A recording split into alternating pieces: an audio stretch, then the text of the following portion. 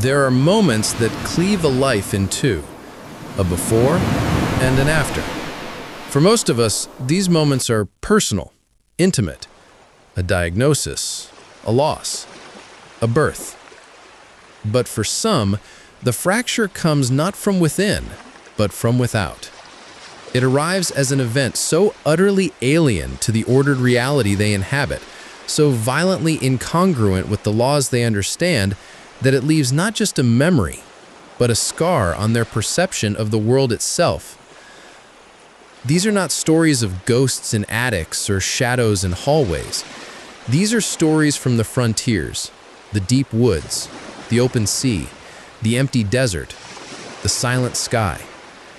Places where men, trained in observation and hardened by reality, encountered something for which they had no frame of reference. They are men of fact, of data, of protocol, and they are men who saw things they couldn't explain. Captain Terauchi was a veteran. His hands knew the controls by muscle memory. His eyes had scanned 1,000 night skies. On that routine cargo flight, his first officer pointed it out. 2 unidentifiable lights, keeping perfect pace with their Boeing 747. Curious, but not alarming. Perhaps military exercises. Terauchi requested a change in altitude. The lights matched their move, precisely, instantly. Then, a third, much larger object appeared. A colossal, shadowy silhouette outlined against the city lights below. A vast, dark walnut shape that Terauchi estimated to be twice the size of an aircraft carrier. It was no light. It was a structured, physical thing. His pulse, steady for decades in the air, began to drum a frantic rhythm against his ribs. He reported to air traffic control. They saw nothing on radar. The military was scrambled. Their jets saw nothing. Here was a man, a captain, pointing at a universe-defining presence outside his window, and the world, the technological, authoritative world of radar and radio, was telling him it wasn't there. The object paced them for nearly an hour of silent, mounting terror, not of abduction or attack, but of profound ontological dislocation. What do you do when reality itself ceases to agree with you? Terauchi landed, filed his report. He was interrogated not by enthusiasts, but by officials from the FAA and the CIA. His career was subtly, irrevocably shadowed. He had seen a thing. He had reported it honestly, and the act of seeing had made him a problem to be managed. This is the second, quieter trauma of the unexplained, the isolation that follows. The shared language of experience breaks down.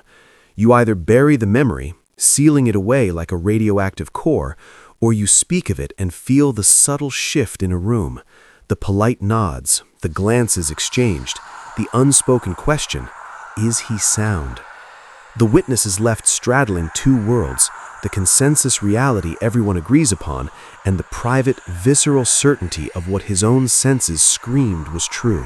For Captain Terauchi, the frontier was the sky. For others, it is the earth itself. Take the case of the 5 hunters in the Cascade Mountains. These were not city boys on a weekend trip. They were men who could read weather in the clouds and track game over stone. Their sanctuary was the forest. On that crisp autumn day, the sanctuary turned strange. It began with a silence. Not just an absence of noise, but a pressing, suffocating quiet where even the wind through the pines seemed to die. Then, the sounds. Not animal sounds. They described it later as metallic, like heavy machinery, but organic, like something alive and massive moving through the timber. It was a cacophony of snapping trees and deep guttural thumps that vibrated in their chests. Then, the smell, a pungent, sulfurous rot that burned the nostrils. Fear, pure and primal, washed over them. This was not a bear. This was something that dominated the landscape around it. They fled, stumbling through the undergrowth, the sounds seeming to circle them. One of them, in a moment of frozen panic, claimed to have seen a glimpse, a towering bipedal shape, dark against the gray sky, moving with a speed and grace that belied its immense size. They made it to their truck, hearts hammering against their ribs, and sped down the mountain road, the comfortable world of highways and streetlights feeling like a distant, fragile dream. Back in the diner in town, over cold coffee, their story spilled out in fractured, agitated pieces. The local sheriff listened, a man familiar with tall tales and lost hikers. But the fear in these men's eyes was not the fear of someone who had embellished a story. It was the hollow, shaken look of men whose worldview had been cracked. They reported it.